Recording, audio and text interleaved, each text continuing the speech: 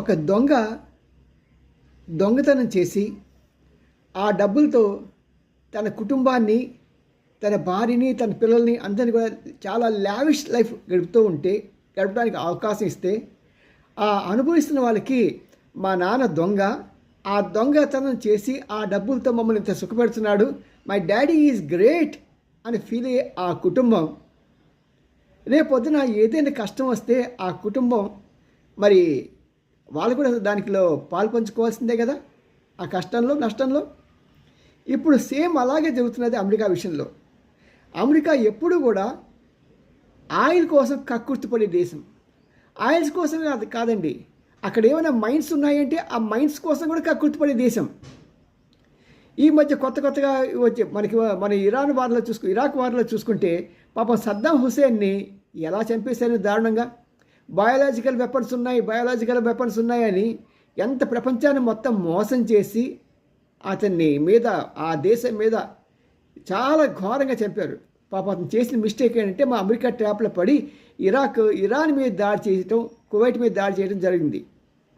అది మిస్టేకే, కానీ దానికి అంత దారుణంగా అతన్ని శిక్షించాల్సిన అవసరం లేదు. కానీ దాని వెనక ఉన్న మోటివ్ ఏంటంటే అక్కడ ఉన్న పెట్రోల్ బావులన్నీ కూడా బ్యావర్స్గా వాడేసుకోవాలి అన్న అమెరికా తంత్రం.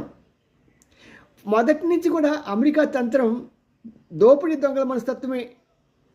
రెండోది, ఇప్పుడు ఇరాన్ దగ్గరికి వచ్చినప్పుడు కూడా అమెరికా దగ్గర చాలా ఈ రిజర్వ్స్ ఉన్నాయి, ఈ రిజర్వ్స్ని ఎలాగైనా సరే మనం కొట్టేయాలి అన్న దాంతో ఇప్పుడు ఇజ్రాయెల్కి సహాయం చేస్తున్నట్టుగా చేసి ఆ బావులన్నీ తీసేసుకోవాలి. నిన్న మొన్నటి వరకు వెనుజులా ప్రపంచంలోనే అత్యధిక ఈ చమురు నిల్వలు ఉన్న దేశం, దాన్ని కూప్ చేసి పాపం అక్కడ ఏంటంటే ఇరాన్ లాగా గట్టి పోటీనిచ్చే ఇది లేదు, సత్తా లేని దేశం.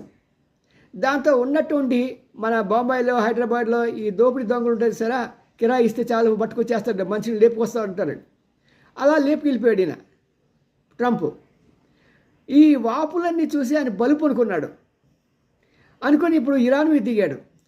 ఇప్పుడు తెలుస్తున్నాయి తన సత్తా ఏంటి అనేది. ఆహా ఓహో అన్న ప్రజలే ఈరోజు ఆయన కరువయ్యారు. తనతో బాసటగా ఉండటానికి ఒక్కరూ లేరు. నువ్వు నన్నంటగా నా ఇది కాకి అన్నట్టుగా ఇతని విమానాలు మా దేశంలో మా దేశంలో ఆగద్దు అని చెప్పి ప్రతివాడు తోసి పడేసేవాళ్ళే. మరి ఇప్పుడు అమెరికా గతి ఏంటి? ఏ ఒక్కరు కూడా ఆయన ఆశ్రయించట్లేదు, రమ్మంటలేదు. మరి ఇక్కడ యుద్ధంలో గెలిచే అవకాశం లేదు.